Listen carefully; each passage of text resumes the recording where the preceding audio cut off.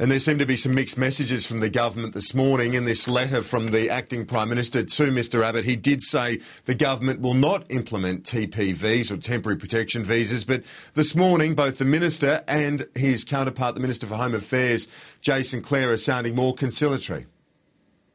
I'm hopeful that people of goodwill, good people that will be around the table today, and I include in that Scott Morrison, sitting together with Chris Bowen, can talk through all of these issues and come to an agreement and shake hands. I've got to tell you, Kieran, that my department is telling me that there's a potential for more boats and the potential for several hundred more people to try and make a journey to Australia between now and New Year's Eve.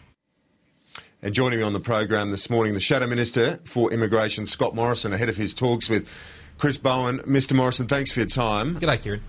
The prospects of a deal don't look good, and you haven't even begun the talks. Tony Abbott ruling out Malaysia if temporary protection visas aren't agreed to. Well, today, Kieran, I'm focused on what we support, not what we oppose. And let's reflect on why we're here today. We're here today because 4 years ago this government abolished the border protection regime they inherited from the Howard government. 14,500 people have turned up on 271 boats. The budget's blown out by $3 billion and we've had chaos and sadly tragedy.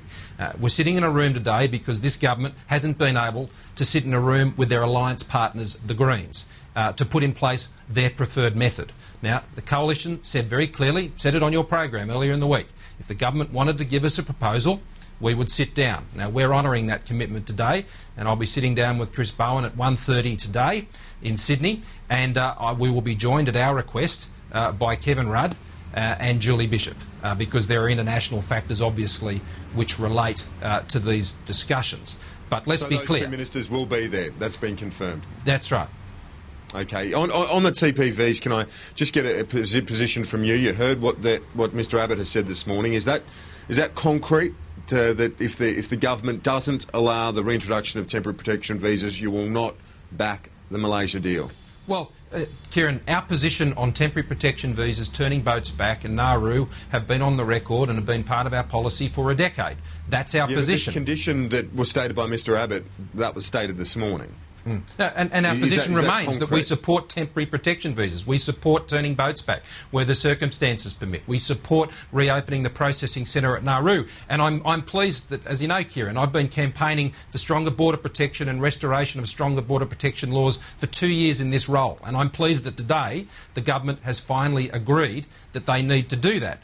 Now, 2 years ago, everybody was telling me it was push factors, and some were even telling me I was a racist for saying it. Now, 2 years later, everybody apparently now thinks offshore processing is the right answer, and people have woken up to the fact that this government's policies have been a complete disaster.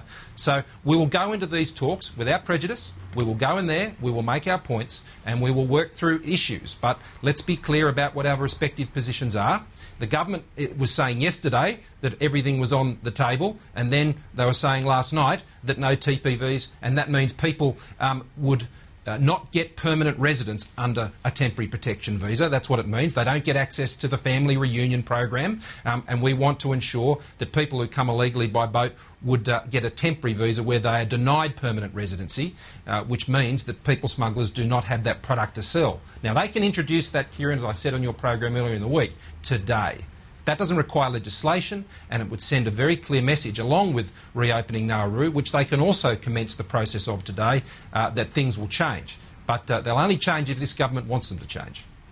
OK, well, we know what the government's position is on TPVs. They've stated it, Jason Clare said it from the very chair that you're in an hour or so ago. He said that thousands more arrived after the introduction of TPVs, and many on the CivX were actually women and children. We've had 1,000 children turn up, we had 1,000 children turn up last year on boats from this government. So it's a suggestion that somehow the Coalition's policies were more attracting children on boats is ridiculous. There were just 4 people in immigration detention when we left office. And the suggestion that TPVs, turning boats back, and offshore processing at Nauru didn't work, which has been the government's contention for 4 years, flies in the face of the evidence, and I think shows how clueless they have been on this issue. Now, a government that can't understand how it got into this situation and the mistakes it's made is not a government you can trust to fix the problem. There's nothing new about forecasts of more boats coming. We've known that for years, and we have warned about it for years. And I'm pleased that the government today has finally woken up to the fact that they've got to change where they've been heading because their policies have failed. Well, the government has offered Nauru in a spirit of compromise. What, if anything, is the coalition willing to offer? Well, I'm going to focus on the things that we can support. I'm not going to focus on the things that we oppose. And what this is about, Kieran, is getting the right policies in place to stop boats. It's not about satiating politicians' egos. It's not about satiating the media's interests in impasses and deals. It's about trying to get the right policies in place again to stop people getting on boats. That has been my focus for 2 years. I'm pleased that we're having at least a discussion with the government about putting policies back in place again today, and I will enter those negotiations and discussions, as I probably prefer to call them, and let's see where we get to. Okay. But let me ask you about this Jason Clare's warning this morning, earlier this morning from his department that hundreds more asylum seekers, several more boats expected before the new year. So that's a surge in the next week. So there is a fair bit of urgency about the need for this deal to be done. How do you see the prospects of it? Are you hopeful there might be a deal done that you'll be able to shake hands today? I'm not going to commentate on it. I mean, I'm going to enter the discussions. I mean, the decisions here are in the government's hands, Kieran. They are the government. They are also in a position to go to others in the parliament, their alliance partners, the Greens, if they feel they can't get the answers that they want in order to do what they want. I mean, we're very clear about what we want to do. We know what works, and we've been very clear about that. So really, this is a matter for the government, always has been. The fact we're in this position is because of the government's decisions. But we will honour that commitment to sit down and talk with them. But it's the government who's got to put policies in place at the end of the day. And that has always been their responsibility, and they can't contract that out to anyone. Scott Morrison, thanks for making some time for us this morning. I know it's a busy day for you. Appreciate it. Thanks, Kieran.